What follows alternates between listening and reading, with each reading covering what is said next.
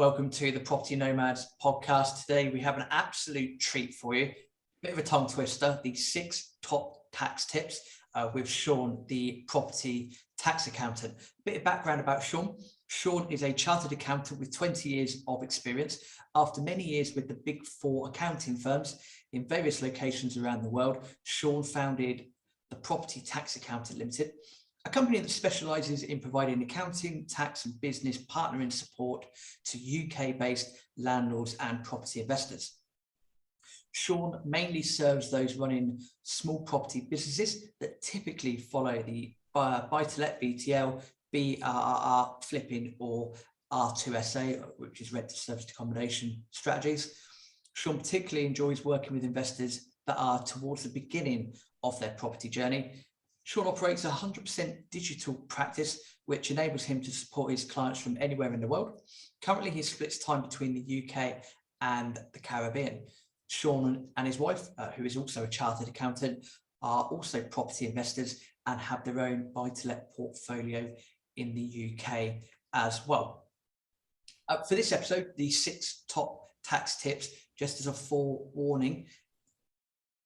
Myself, I'll be doing a lot of sitting back in this episode. So what you're effectively going to hear is a presentation from Sean. I will interject every now and then when I feel the need to, or just to clarify bits and pieces. But in effect, this episode is a presentation from Sean, who is, of course, able to provide such advice. All of that being said, Sean, welcome to the Property Nomads Podcast. Hi, Rob. Thank you very much for having me.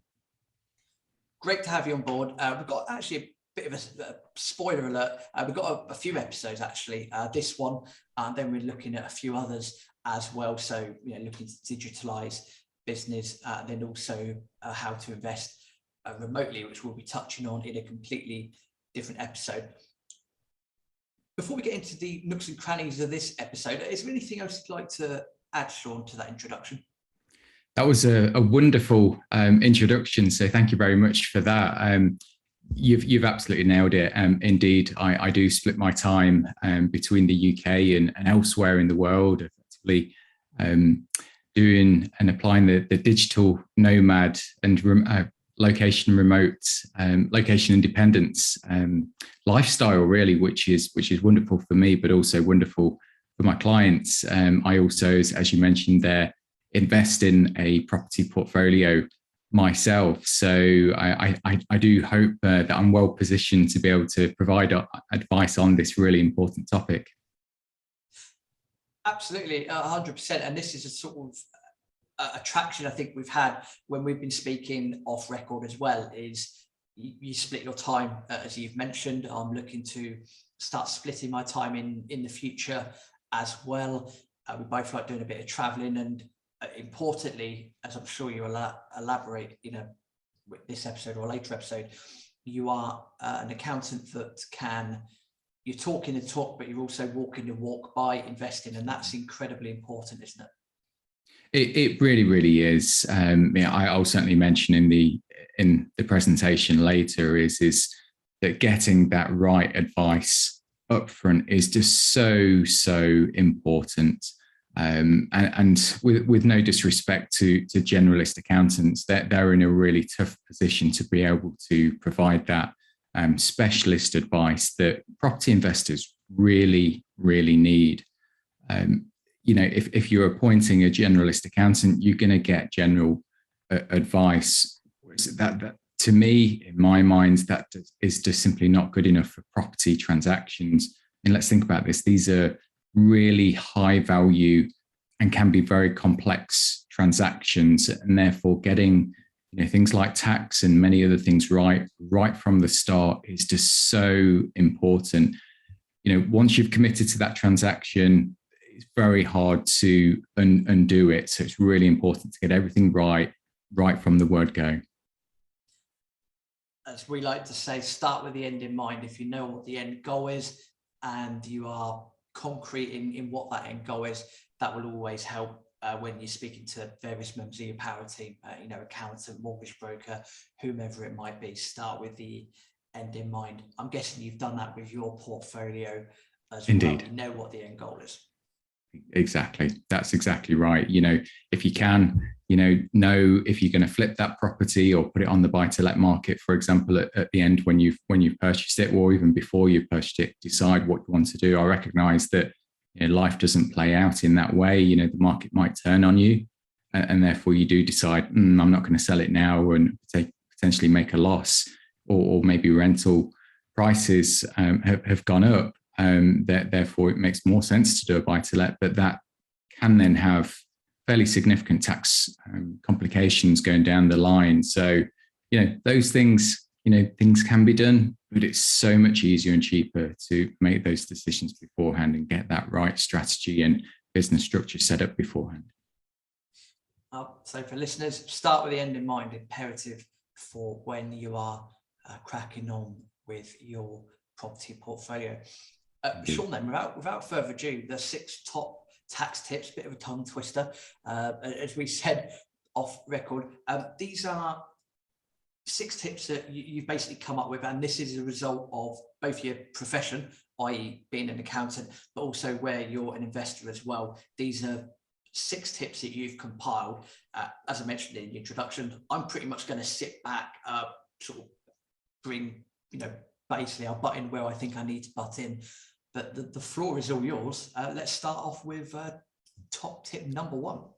Yes, let's do it. And I'm not even going to try and say the tongue twister. I think you've done an excellent job. So there are 6 tips. I'll leave it at that. And I would just say is who are these tips directed to? I mean, they're of course directed to all investors, but I particularly enjoy working with fairly new property investors. Those are at the beginning of that phrase, their property journey, and really these come out of various observations that I've made in working with my clients, and often it's the first set of advice that I provide to them. And so let's go for it. I mean, the purpose of the tips really are to make great decisions at the right time, based on that reliable data and based on solid advice. What's the benefit? Well, I've already said it can avoid, some really bad problems further down the line, but ultimately it also means that investors can then sleep well at night, knowing that they're complying with their legal obligations and also not paying any more tax than you need. And who doesn't want a good night's sleep, of course.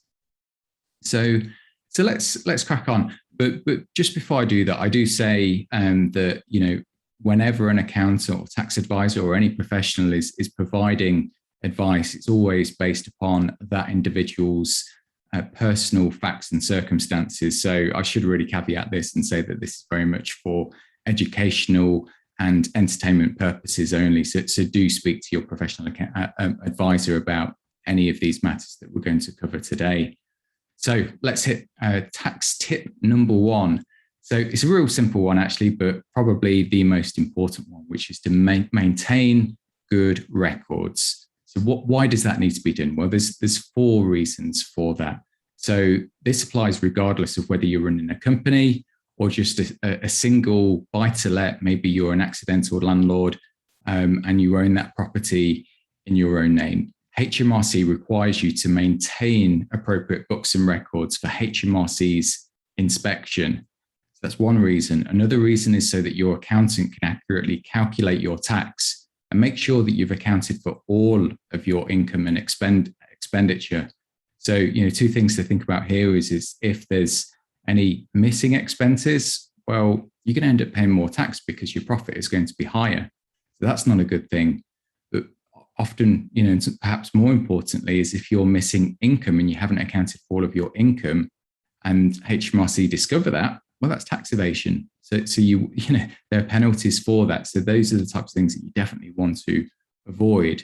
Another reason is as a good business management tool, who doesn't want to track their performance and their profits and their cash flows over the course of the year? This isn't just a year-end activity that is an admin headache. You want to be involved.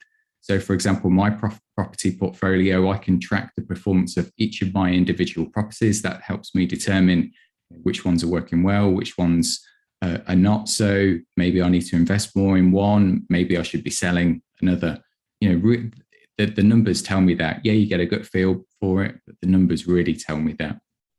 And then finally, another good reason to maintain good records is to support mortgage applications.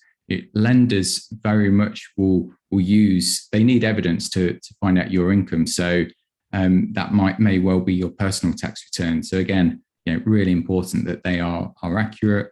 And then, of course, mortgage providers will look at your company accounts if you are running a company. So we've there talked about why it's important to keep good records, but how should you do that? So number one, get a separate bank account for your property business. Doesn't matter if you're an accidental landlord, doesn't matter if you're running a portfolio that's all owned in your personal name, or whether it's a limited company. In fact, it's a legal requirement for a limited company, but really is best practice if you're operating those properties and businesses in your own name. The last thing you want is for all of your personal expenses to be mixed up with your business expenses. That'll give your accountant the biggest headache, and guess what? They're going to charge you more for that as well. So save yourself some money and use a separate bank account. In terms of which banks to use, again, I'm not an independent financial advisor, but what the observation that I have seen is this big shift towards the challenger banks, and many of my clients now use the likes of Tide and Starling, which I've only heard good things about them rather than the traditional high street banks. In terms of my own experience, I have gone with one of those challenger banks, and after struggling with a high street bank, and the high street bank wanted to take something like 3-4 weeks to process my application. They initially rejected it for some reason. They couldn't validate an address, whereas the challenger bank, I did it in less than 15 minutes, I think it was, including all of the ID checks. I was up and running, and the next day or the day after that, I had a debit card in my hand, so all set up. Funnily enough, the high street bank that had rejected me then sent me a letter and all of my bank cards several weeks after that, which took me by surprise, given that I hadn't actually answered all of their questions. So interesting things happening there. So that's number one, set up a separate bank account. Number two, use a proper system. So I've already mentioned about personal expenses, giving your accountant a headache. Another one will be if you just give them a shoebox full of receipts. Again, they'll charge you a lot more for that to go through that. I can see you laughing, Rob, and you've obviously had experience of that yourself. So again, use a proper system. But what is a proper system? Well, there's so many systems available to you now. The way in which technology has evolved, particularly over the last 10 years with cloud technology and fintech apps. The fintech tech app that I really support and provide to my clients is called Hammock. Usehammock.com. For all of my buy-to-let clients, I provide that to them free of charge because it allows them to then connect the app straight to their bank account. It pulls through all of the transactions and all of the data associated with that. They can then track their performance again for each one of those properties that they own and also their entire portfolio. Really, really helpful. But not only that, it also will flag to them if there's rent missing or whether there's a refund that they were due but didn't come in. In fact, so many of my clients have said, oh my God, I'm running a portfolio of, 10, 20 properties. And in one of those last year, one of my tenants only paid 11 months rent and I didn't spot it. And so Hammock will say, hey, the rent is due tomorrow. And it will then say, hey, it's now come in. And then, oh, that didn't come in. You want to go and chase that up with that tenant. If you chase something up within a couple of days, the chances are you're going to get it. You wait longer than that, you probably won't. If you're running a more complex business, and particularly for things like flips, then I'd be recommending a cloud accounting system such as QuickBooks. These have great mobile phone apps. You can, again, they connect to your bank, but then you can also snap photos of your receipts, which will go straight up into the system. Your accountant can view those. It keeps everything nice and simple. Okay, so that's tip number one. Let's move on to tip number two. This one is skip the discount for cash and pay VAT. So I think we all know that many in the construction trade still offer discounts for cash. And why do they do that? Well, it's tax evasion at the end of the day. In many cases, not all, but in many cases, tax evasion is of course illegal. They are doing it to avoid charging you VAT, and also so they don't have to pay income tax on their income. Now, HMRC are really cracking down on that at the moment. Now, whilst I would say it might be enticing to get that 20 or 30% discount that a tradesperson might offer you, don't. Just forget it. If you do that, then it's highly unlikely that you're going to get a valid receipt for that expense. What does that mean? Well, that means that you're not going to be able to offset that against your own taxable income. So the chances are you'll end up paying more in tax as a result of not being able to recognise the net expense than the original discount that's on offer. So to me, it's an absolute no-brainer. Okay, that's tax tip number 2. Sean, just before, so I'm just going to interject there. I think that's a very important point, because that to me comes down to a mentality thing. That, and I've been doing this for a few years, and when you get started, you might get, I don't know, your plumber go around and say, well, it's £1,000 job through the books, but look, hey, if you're going to do it cash, it's 600 quid. Now, I appreciate, as you said, that might be enticing, but it's when you look further on down the line that it might create complications. So you have to, if you're going to treat this as a business, you've got to treat it as a business to get business results. And I've never been audited by HMRC. I don't really want to be audited by HMRC, but from people that have been audited, they say it's one of the most stressful things that can happen, because they will literally go through everything with a fine-tooth comb. And if something like that pops up, as you pointed out, it's more hassle than it's worth. So for people listening to this that are just starting, great point there. It can be enticing to take the cash, but it could be a massive ball ache further on down the line. Absolutely, yeah, cannot agree more. And once you've got that black mark against your name, HMRC are going to be all over you for a very long time. I have 2 examples actually of where it has gone wrong for people. Both construction companies, actually, rather than buy-to-let investors, but by way of example, one was a VAT registered builder. And again, he was paying his suppliers cash, but he was charging VAT himself.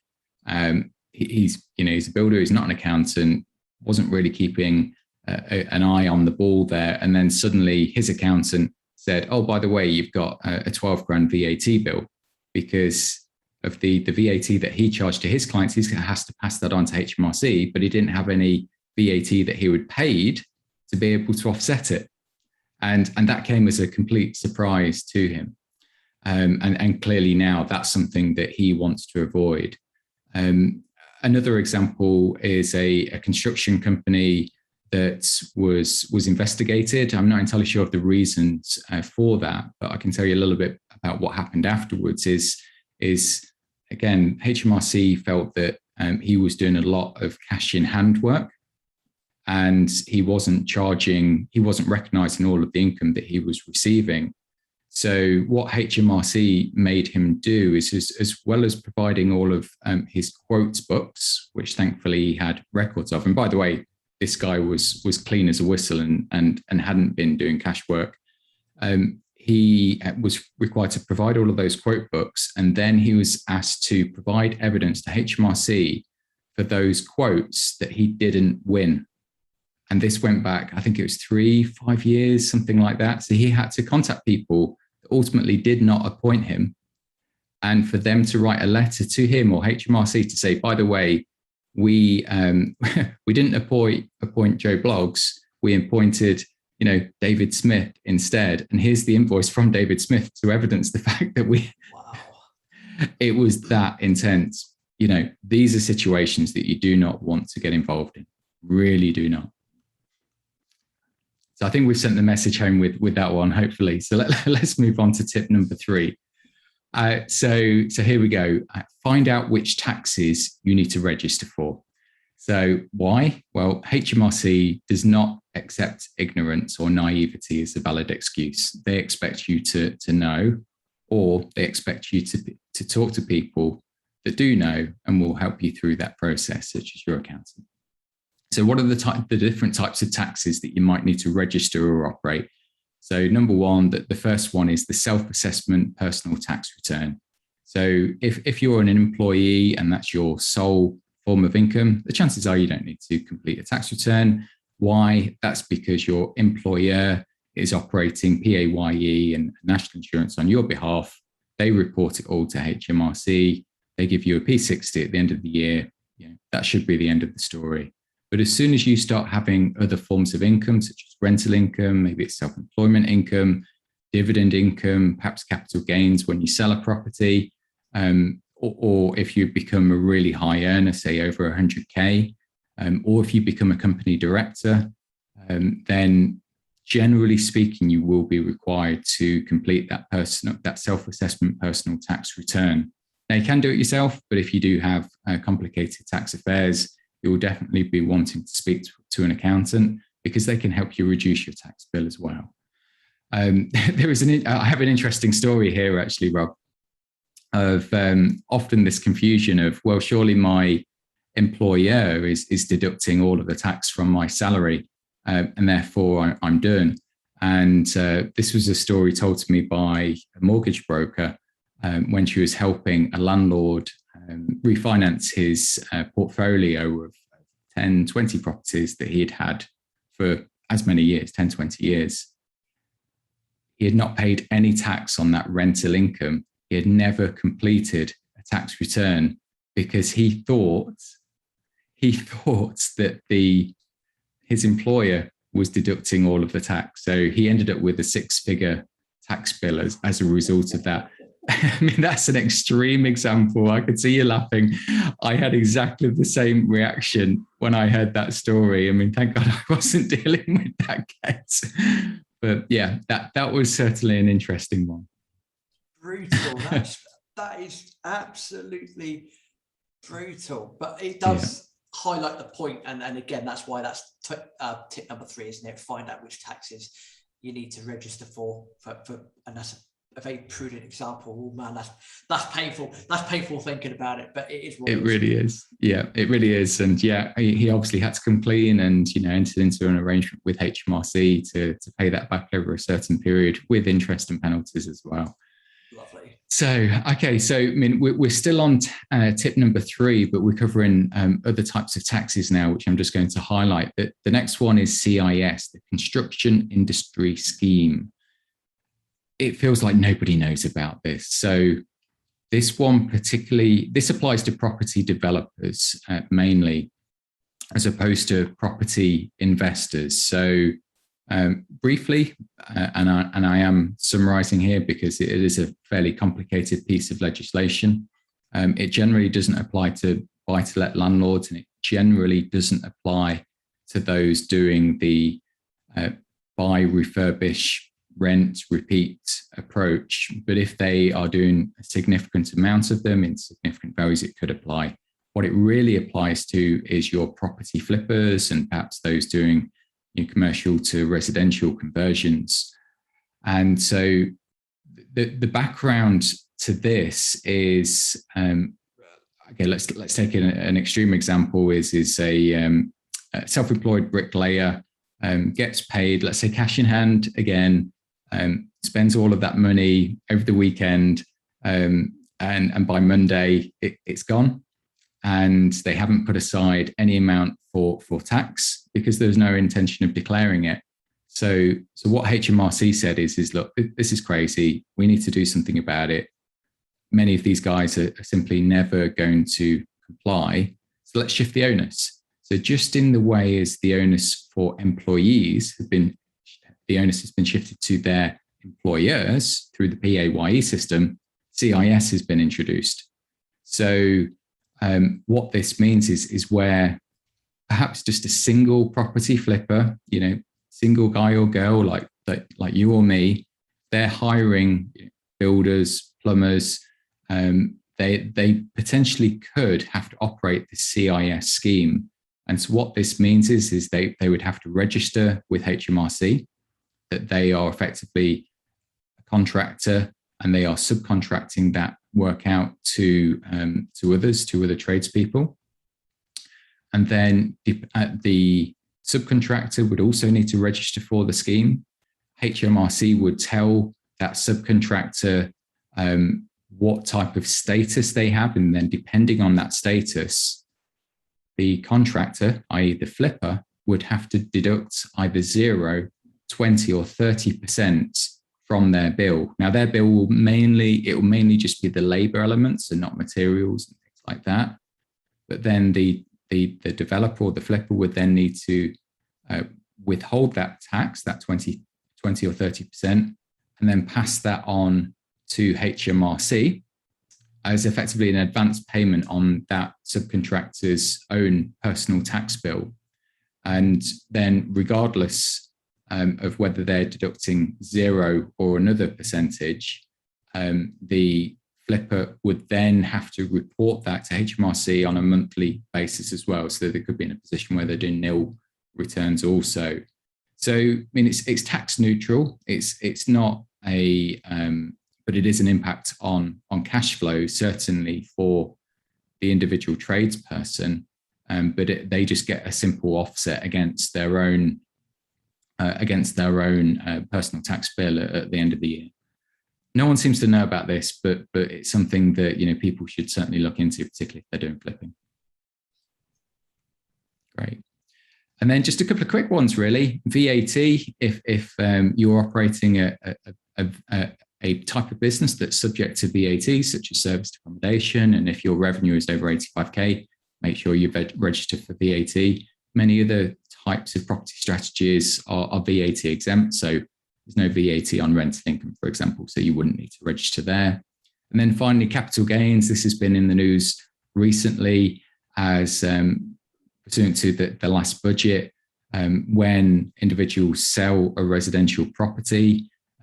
Previously, they would have to pay their tax and do all the reporting within 30 days. Thankfully, that's now been extended to 60 days, but something to keep an eye on as well if you are planning to sell a property.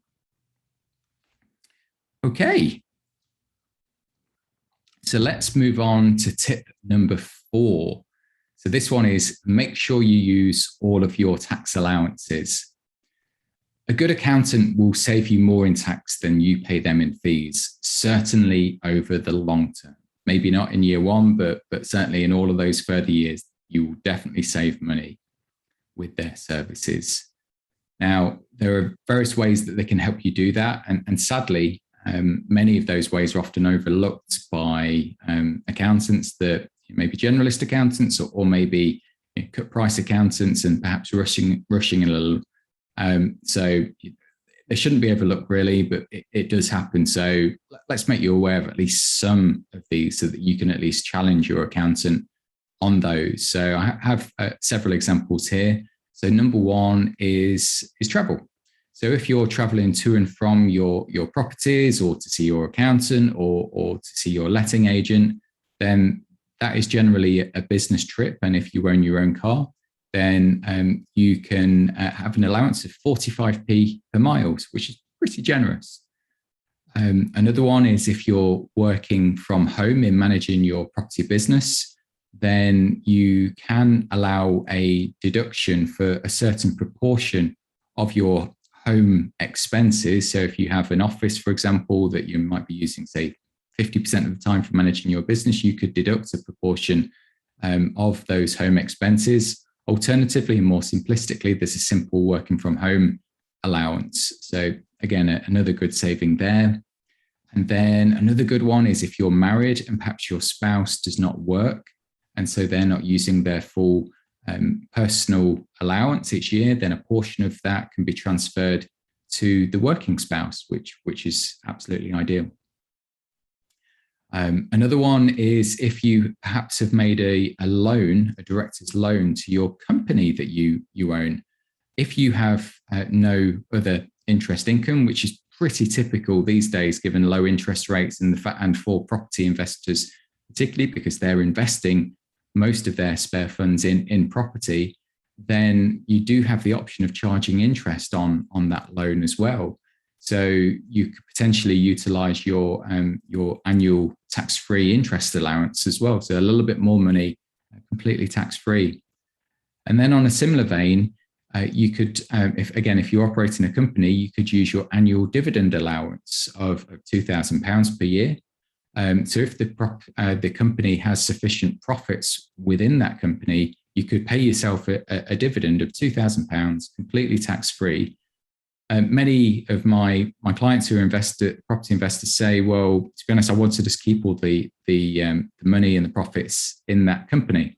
And so I don't want to pay myself, particularly at the beginning of their property journey.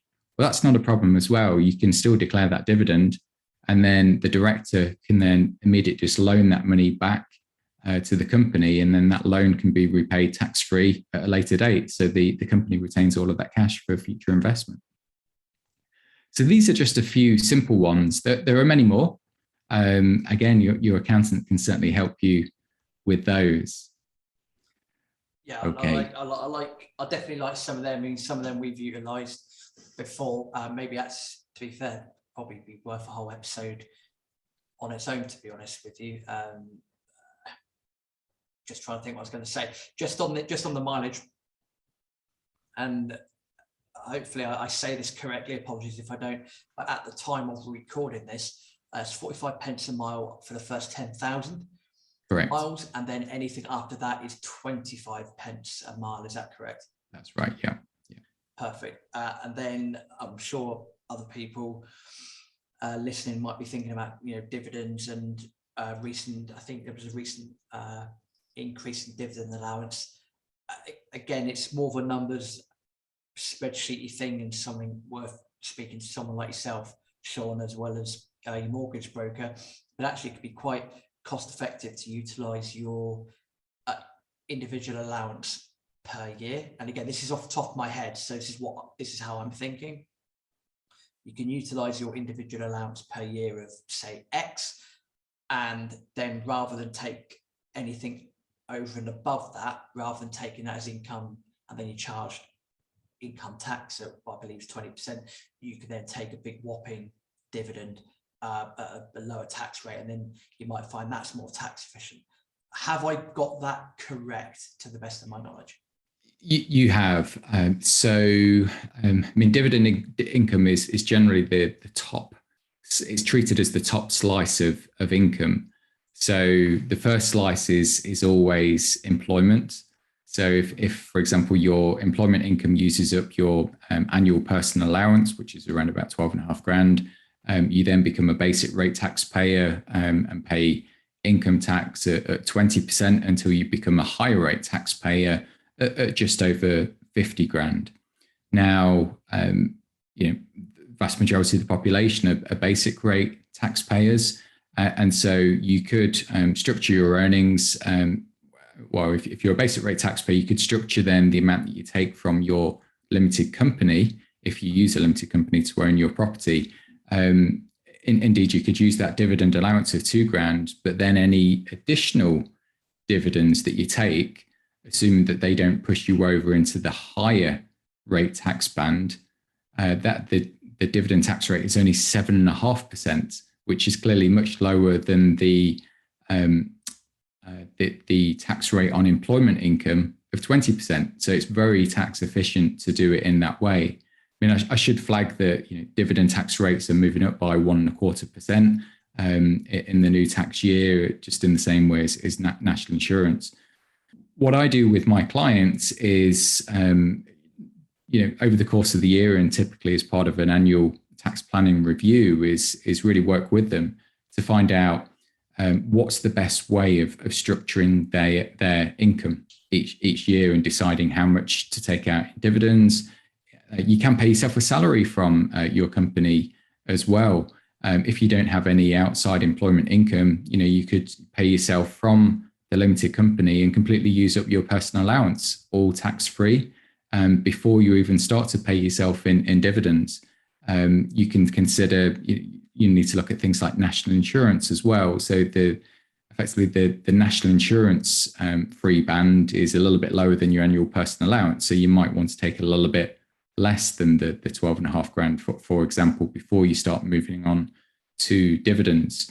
The beauty about paying yourself a salary from your company is that salary then becomes a tax deductible expense for the company at 19% on the corporation tax. So there's lots of dials and knobs and levers that we can adjust in order to get to that optimum tax efficient position. And of course, this isn't tax avoidance. This is just simply good tax planning and working within the law to ensure that you do not pay any more tax than you're legally obligated to do. The challenge that I often run into is that people leave appointing their accountant until after the year end, for example, and the financial year end. It's often too late to do anything then. So this is why it's good to be engaging your accountant or any other professional advisor, particularly things like mortgage brokers, right up front. Have them on call so you can have a chat and work through these issues. Totally agree, 100%. Couldn't agree more, to be fair, Sean. Talking of which, actually, spoiler alert, that's point number 6. But that's point number 4. Go back to point number 4, using all available tax allowances. So, I mean, there's a lot there. Maybe that's something we can do an episode on further on down the line, because that information, is changing every now and then. Anything else to add to that point before you go on to point number 5? No, let's go on to point number 5, because I think that actually ties in really well with what we were just talking about. So this one is to the extent possible, determine your property strategy and business structure in advance. So again, this is all about planning from I wouldn't even say day 1, day 0 or day -1. Let's get things set up right from the off. So there's a wealth of different business structures available to property investors, and some are more suitable than others for certain property strategies, and also each individual's facts and circumstances. So, let's just consider individual facts and circumstances for a moment. These will depend on your goals, your personal tax position, and your exit plan. So if we think about your goals, so is your long-term goal here to invest for capital growth, or is it to build a larger buy-to-let portfolio, or is it just a desire for immediate cash flows to live on today? Things like that will change the business structure that you ultimately adopt. So that's why you need to know that in advance.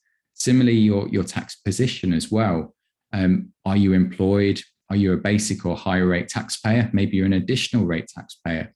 What other forms of income do you have? And again, these are the things that will drive whether you go with a limited company or input property in your personal name. And then again, end plan in mind, what's your exit plan? Do you intend to sell those properties perhaps over the course of your retirement or just before you retire? Do you want to hold those assets for the long term and just, live on that rental income perhaps until the end of your days?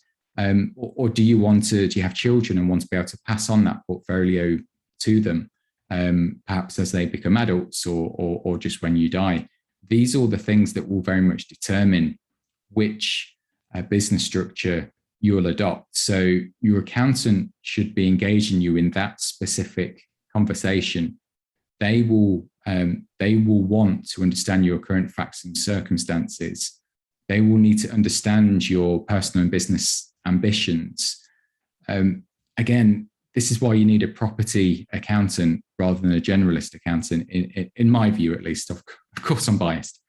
Let's cut to the chase here. Is the number one question that all new clients or prospects that talk to me is, should I use a limited company or own the property in my personal name? Always the first question. Always, always, always. So I think most of your listeners probably know, but let's just go over it, is that there has been this huge shift of the use of limited companies, particularly for buying buy-to-lets, over the last 4 or 5 years in particular. As a result of that, and because there's so much talk about it, is that now newbie investors are effectively seeing that as the default position, whereas that's often not the case. The reason that we've seen this shift is because of Section 24. So, without going into too much depth there, is what that has done is restricted the amount of relief that property investors get from their tax return in the deductibility of the interest expense on their mortgages. So what that means is that if you're a higher rate taxpayer that owns buy-to-let property, for example, in your personal name, you are no longer able to deduct the full amount of mortgage interest on those properties when calculating your taxable profits. So ultimately, their tax bills have increased dramatically in some cases, particularly if interest rates are high or maybe they're very highly leveraged. Whereas if you're perhaps a higher rate taxpayer, but perhaps don't have any mortgages or very small mortgages on those properties, it really doesn't matter. It hasn't made a difference really at all. But because of all this talk, people now think, I need to buy everything in a limited company. But that is not always the case. And this comes back to your individual facts and circumstances. Are you a basic rate or higher rate taxpayer? What's your what is your property strategy? So by way of example, if you plan to grow your property business by simply just reinvesting all of those profits, then the chances are a limited company is going to be better for you. Why is that? That's because corporation tax rates are generally lower than personal tax rates. So what that means is that the profits on that business will be taxed at a lower rate. You'll have more profits retained for future investment. Whereas, of course, if you're paying tax at a higher rate, there's less money then available to use for future reinvestment. If, though, for example, you are a buy-to-let investor and you simply want access to those cash flows and profits today to live on, then the chances are, and if you don't have a large mortgage as well, then the chances are that it's probably going to be better to continue to own those properties in your personal name, because the issue you'll have with the limited company is effectively you potentially could be taxed twice. So you'll pay corporation tax at 19% as it currently is. Again, that's increasing in the future. But then when you take that money out of the company, you're then going to pay dividend tax on it. So we just need to be very careful there. So again, it's really important of what's your strategy, what's your exit plan, what's the end goal here. Income tax and corporation tax are not the only drivers here. Of course, it's not all about the accounting. So sometimes it is better to use limited companies for things like wealth protection. For example, if you're sued, the limited company is a separate legal person. So I don't know. Let's say you didn't renew your landlord's insurance and your tenant has a slip or fall or something like that and sues you. If you personally own that property, then they're going to come after you personally. Whereas if it's a limited company, they can only go after the assets in that limited company and not your personal assets. Typically speaking, talk to a solicitor about that. Another thing with limited companies as well, and again, defining goals is making sure that you have the right business in the right company. So by way of example, you wouldn't want to mix a buy-to-let business and a flipping business in that same limited company. So why is that? Well, the chances are if you do that, you may struggle to get mortgage lending. Flipping is generally considered higher risk, can easily go wrong.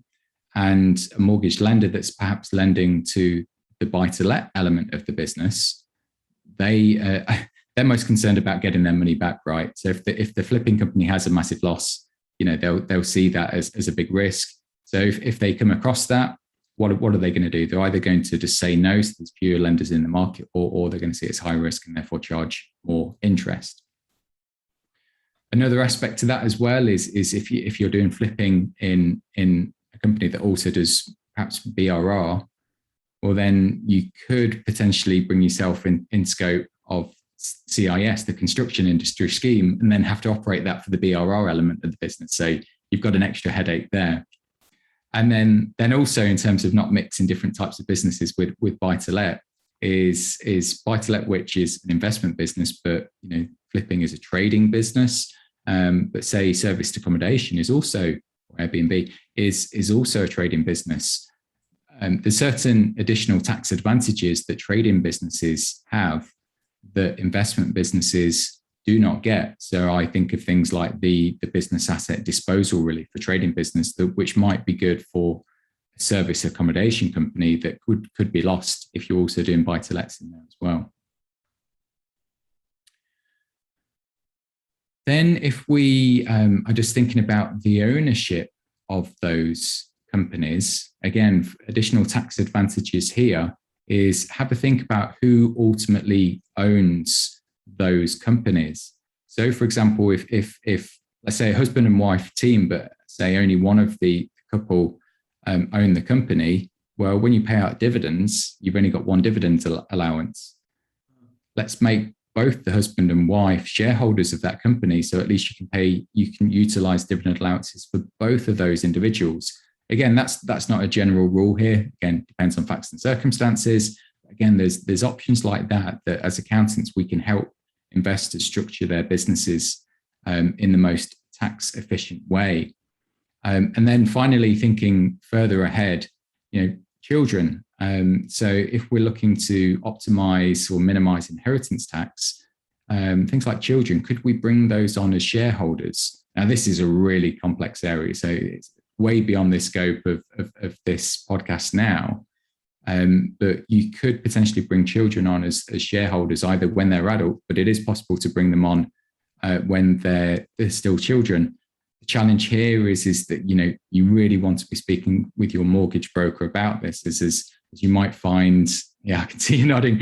We might find that the mortgage broker says, or the lender says, well, hold on, we expect that the shareholders and the directors of the company to be the same, yet children cannot be directors of companies. And this is where problems can lie. Now, that's not a rule across the board. There are lenders that will lend in this case. But again, this is where you need to be speaking to multiple experts, which is exactly the next tip that I'm going to come on to. So let's move on to that next tip if you're happy to, Rob. Yeah, last but not least, number 6.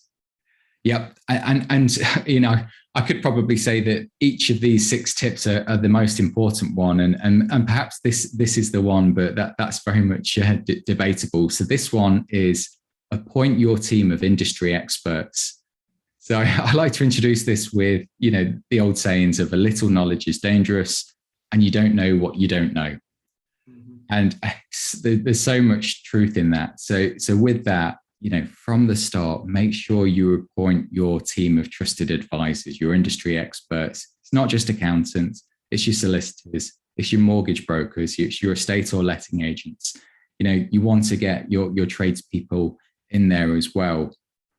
What I see is people generally don't do that. And this is particularly the case when budgets are tight, and that's understandable. That really applies in the early days when you want to be doing all the right things, but just simply don't have the budget for. So what I see property investors do is either delaying or simply avoiding appointing the experts, or just simply hiring cheaper alternatives. I mean, if I was to group my clients when they first come to me, I can group them into 4 categories. So I guess the best ones, I suppose I could say, are those that are new to property, but they want to get everything right from the beginning. So that's the ideal situation. You then move on to those that are also new to property. Perhaps they've been in business for, say, just over a year, but they've completely ignored or largely ignored the accounting and tax. And now perhaps find that they have to file a tax return next week and don't know what to do, and their account's a mess. And those provide headaches, as I really say. I've already talked about generalist accountants. I don't want to sound like I'm on a mission against generalist accountants, because I'm really not. They're just good examples. So they will provide generalist advice because they're also serving, I don't know, hairdressers, mechanics, taxi drivers, and maybe a couple of landlords as well. But we all have so much capacity, and therefore we only have certain amounts of time and experience to get to grips with complexity, and property is complex. And then finally, the fourth category of investors is those that have gone with cut price accountants or professionals. So I'm making this up now. I hope there isn't an accounting firm called this, but say cheap accountants are us. And so, these ones are perhaps, employing junior accountants that are not qualified yet. Maybe they're offshoring the work to some low cost country. Typically what happens is my clients come to me and say, look, every time we call, it's a different person that we speak to, or they never call me back, or they take 2 weeks to answer an email. They don't know the answers to the questions when I ask them, and eventually just give up, and often with, having paid more tax than they need. So I would say, and I think I've already said it, is that these challenges don't just apply to accountants. This applies to the entirety of your core team. So, what would I say if you want to avoid these types of horror stories? So how do you go ahead and appointing the right advisor for you? Because the right advisor for you is not going to be the same. The right advisor for me is going to be a different one to you, Rob, for example. So this very much depends on, say, the size and complexity of your business, the stage that your business is at. So, are you at the startup stage, growth, maturity, decline? What are your existing skills and experience? That'll change things dramatically, and whether you want to be really hands-on or hands-off. I have a mixture of clients. Some, they do their own bookkeeping, and you know what, they do a damn good job of it. They're not accountants, but they do a great job of it. Others to say, look, I like to use the phrase, you do what you do best and I'll do the rest. And so, classic outsourcing model, and it works well. Property investors are property investors for a reason, because they're good at doing property. They're not necessarily good at legal work or accounting work or whatever it might be, marketing. What are your personal goals and ambitions? We've talked about that already. And then finally, budget. That's always going to be the case. We'd always like to be able to get the best, but sometimes you don't necessarily want to be paying, the big four. I don't know what they charge these days, a partner at £1,000 an hour, or whatever it might be. So the next one is to really assess that advisor and then really ask yourself, are they right for you? What sort of questions will you be asking yourself and of them? Are they genuinely interested in you personally and your business? Are they a generalist or specialist? Do they walk the walk as well as talking the talk? So are they a property investor themselves? Are they qualified? Are they using the latest technology, be it on cloud accounting systems, or I've spoke about Hammock already? Are they responsive? And then finally, can you get along with them? Can you, chat about what you did at the weekend and your favorite football team, whatever it might be? Perhaps you might share some common interest. That's always really, really helpful. And so, as I said before, make sure you appoint them at day one. That way you'll have everything set up as you should be. And then, over the long run, they will save you more money than you pay them. And, this isn't just about day one as well. This applies throughout the life cycle of your business. So anytime you're either changing your strategy, making it, buying a new property, doing some kind of restructuring, don't just talk to one of your advisors. It's the quick, easy thing to do. Ask one of them, what's the answer to the question? Okay, it must be right. But as I say before, is they have a narrow field of vision and expertise. Accountants are accountants. They're not mortgage brokers. So I've already used the example before of the children. The children as shareholders, it's fine perhaps from a tax perspective. It's not fine from a lending perspective, perhaps. Similarly, I think this has been mentioned on a prior podcast, Rob, is that you might be using a solicitor to deal with your land tax stamp duty, but you know what? An accountant can perhaps save you a little bit more money. For example, they're likely to know about multiple dwellings relief, so you won't have to pay as much in stamp duty. Your solicitor may well overlook that. And then finally, last point here is if something doesn't feel right, if something feels like it's too good to be true, don't be afraid to challenge your advisor and do ask for a second opinion from another party. They're my 6 tips. Perfect stuff. So what I'm going to do, Sean, is summarize that very, very quickly, just for the listeners. So these particular tips, as you've highlighted, they're not necessarily in order of importance, because as you've said already, they're equally as important as the next one. But number 1, maintain good records. Number 2, skip the discount for cash and pay VAT. Number 3, find out which taxes you need to register for. Number 4, use all your available tax allowances. And number 5, determine your property strategy and business structure effectively from day 0. And then last but not least, number 6, appoint your team of industry experts. The only thing I'd add on top of all that, as you would know, being an investor as well, is a lot of this is mentality. So when it comes to appointing members of your power team, or everyone likes a good deal, don't get me wrong, it's part of our nature, but you really do get what you pay for. So try and go from that I say negative mentality, just try and get into that investor mindset. So say, for example, someone, Sean, I don't know, might sit down with you, have a few meetings, a few coffees or whatever, and they might pay a couple of £1,000 for advice or whatever it may or may not be.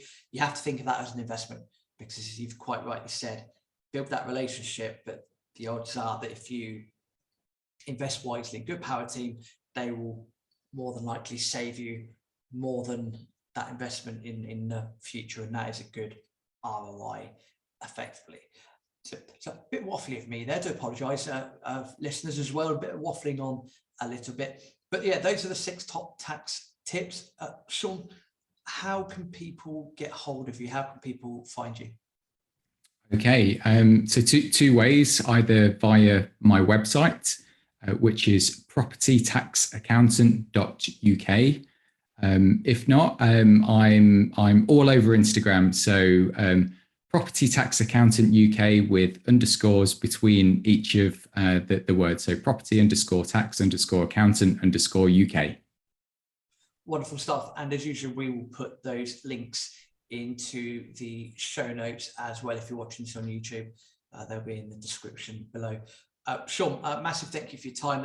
Incredible amount of insight there. I think we'll probably get a few more episodes deep diving into various bits and pieces as well. Just a massive thank you for your time. Oh, my pleasure. And I'd love to come back. Thank you very much.